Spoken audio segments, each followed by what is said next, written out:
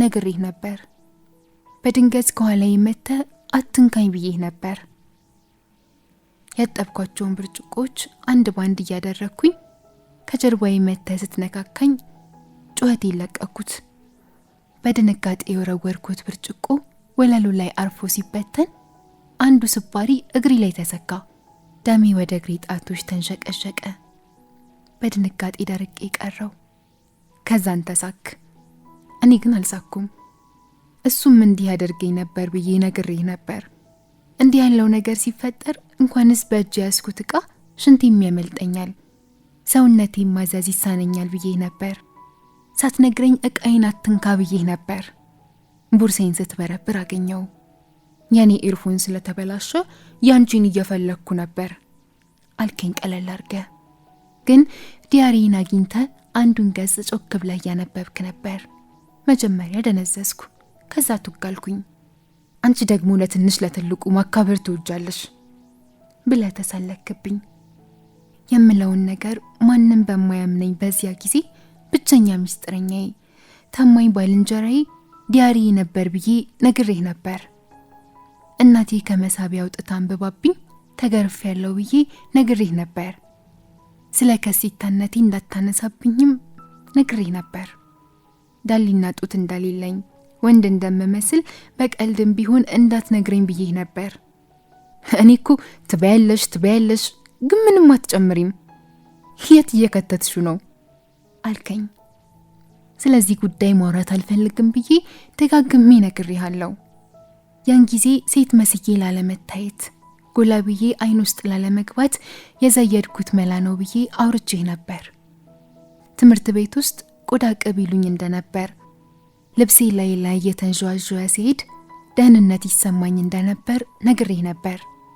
እንቅልፍ ሳይወስደኝ መብራቱን አታጥፋ ብዬ ስንት ጊዜ ለምኜህ ነበር።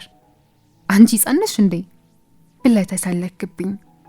ያን ጊዜ እንቅልፌ ቢመጣ እንኳን አንድ አይኔን ከፍቼ እንደምተኛ፣ የእንጀራ አባቴን ኮቴ ቀድሜ ለመስማት ጆሮዎቼን ቀስሬ ትራሴ እንደገፍ እንደምል፣ መብራት የጠፋ እንደሆነ በፍርሃት እንደምርድ ነግሬህ ነበር። ደንታ አልነበረህም። እኔ ደግሞ ካልጠፋ እንቅልፍ አይወስደኝም ብለህ ድርግም አደረግከውና በደቂቃዎች ውስጥ ማንኮራፋት ጀመርክ። መቼም ቢሆን ውሸታም እንዳትለኝ ብዬም ነግሬህ ነበር። ብንጣላም እንኳን ባናድድህም እንኳን ያሻህን ስም ስጠኝ፣ ግን ውሸታም አትበለኝ ብዬህ ነበር። አንዱን ቀን ሳናድድህ ውሸታም አልከኝ። ፊቴ ሲለዋወጥ አንቺ በቀልድም ቢሆን ውሸታም አትበሉኝ ነው እንዴ የምትዩ? ብዙ ችግር አለብሽ አልከኝ።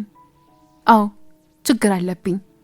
የእንጀራ አባቴ ከ11 ዓመቴ ጀምሮ ያደረሰብኝን በደል ስነግራት የገዛ እናቴ ውሸታም ስላለችኝ ውሸታም መባልን ፈጽሞ ልቀበለው አልችልም አልኩ። አይኖችን በመሰላቸት ሰቅለህ አቡ ምንድነው ልጅ ሆነሽ የነበረ ነገር አሁን ትልቅ አይደለሽ እንዴ እርሺው እንጂ አልከኝ። እርሺው አልከኝ። በሚስጥር የነገርኩ ታሪኬን፣ የልጅነት ጠባሳዎቼን፣ ያልዳኑ ቁስሎቼን በአደባባይ አትናገር ብዬህ ነበር።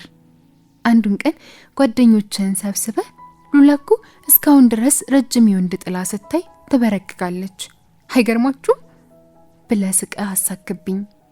አስገኘኸኝ። የእንጀራ አባቴ ሌሊት የኮቴውን ዳና ለስልሶ ወደ መኝታ ክፍሌ ሲመጣ መጀመሪያ ማየው ረጅም ጥላውን ነው ብዬ ነግሬህ ነበር። ጥላው፣ ትንፋሹና እጆቹ የስቃይ አስታዋሾች ነበሩ።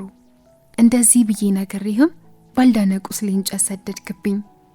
ያንን ሽንት ቤት ገብቼ ለሰዓታት አለቀስኩኝ።